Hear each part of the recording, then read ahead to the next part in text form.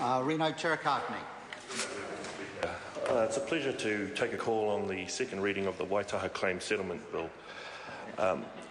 Sir, I must be honest, by the name Waitaha, I initially thought that it related to Waitaha in the South Island, because Waitaha is the original iwi of the South, and then there was Ngāti Māmoe to follow, and then Waitahu, but we're all connected. So I was really pleased to learn the history of Waitaha nor Te Aroa when this bill came before the Select Committee, sir, because it is about reasserting identity for their iwi, and this bill definitely makes some really good steps in achieving that, as the Minister said. This is the start, and we witnessed some wonderful accomplishments that the iwi are doing already in terms of their settlements.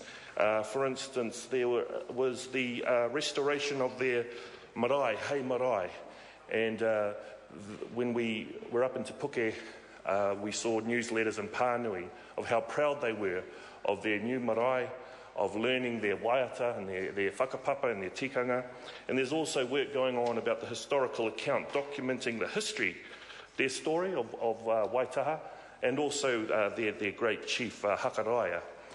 And that also flows through to education endowments as well, which form part of the settlement. And so I guess those are very, very satisfying and rewarding aspects to see, to meet the people, to see them on their home patch, and to see that they are getting on with things and thriving in their own kāinga.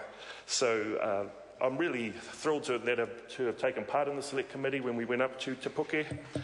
As I like to say, Māori history is all about whakapapa and connections, and there's a lot of connections that Waitaha have that go back many, many, many generations.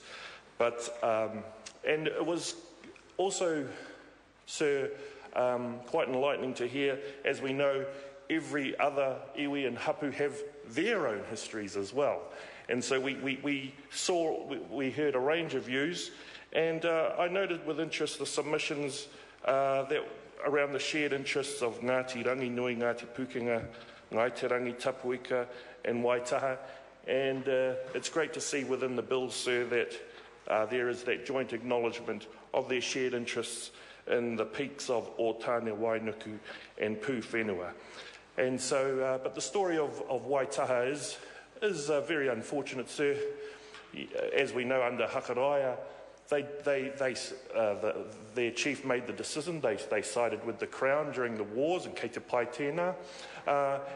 But in spite of their loyalty and their loyal duties, unfortunately they weren't rewarded, or well, they were actually punished, sir, quite severely, and that was reflected through the loss of land, particularly at Te Puke, and there is a long list of bad decisions that led the Waitaha people to become virtually landless. And obviously with the loss of land, there became a loss of identity, and they nearly became an extinct iwi. And so it was, that's why it's I'm very proud to be part of the Māori Affairs Select Committee, that we can reassert the mana of Waitaha through these settlement bills. And we have, and I commend the officials and the Minister for all the work that they're doing, and in particular the negotiating team for Waitaha, for their graciousness and their perseverance in dealing with some very tricky issues around balancing the shared and interwoven interests that they have with their other whanaunga relations as well. But I'm pleased to see that some very good solutions have been found, particularly around the shared acknowledgements, and these are all reflected in the reading of the bill, in the bill as it's come back. And so we do support this bill, sir. I congratulate Waitaha, and I'm looking forward to the third reading, where I'm sure they will be here in the House, and we'll be here to tautoko them. Kia ora. I call Catherine Delahunty. Tēnā koe, Mr Speaker, tēnā koutou, ngā manuhiri, katoa o te motua mai te whare.